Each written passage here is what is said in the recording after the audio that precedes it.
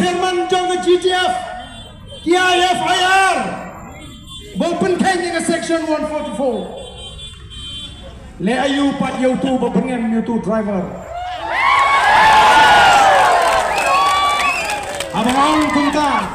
Habang aong kumta ngamut mga penkesan YouTube driver na mangamtip kadon ayu kajinya kedua pa YouTube driver ba uturu tangba kajing keren kaju hak itu ki media kamlong ba smotra ini bengin snap don kam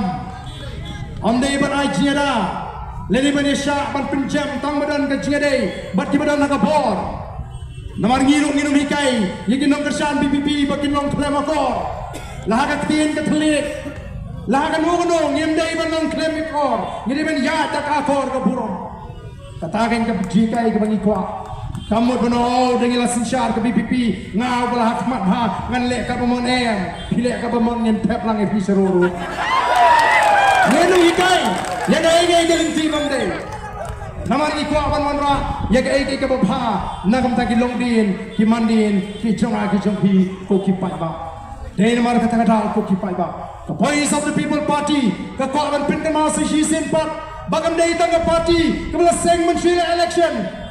ndai ke party ni ke seng ke banora ke jingwa ha ke jingmut ke jipakat jingi paita ke ke seng ke yang ban pinyeteli yang ikom ke jai penriu kat bangidang persang ban pinyeteli oh kini ki persang ban pharia ya ke jai penriu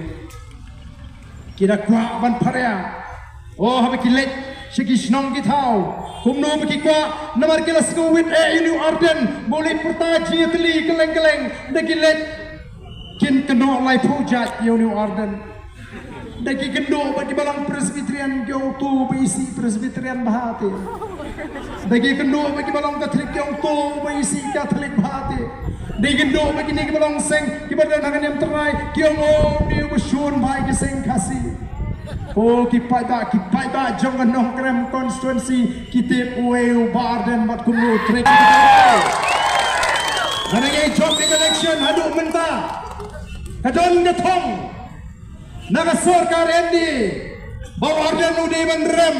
house nam arfra kila penher ya roi kapar yo no ke constituency Barden menta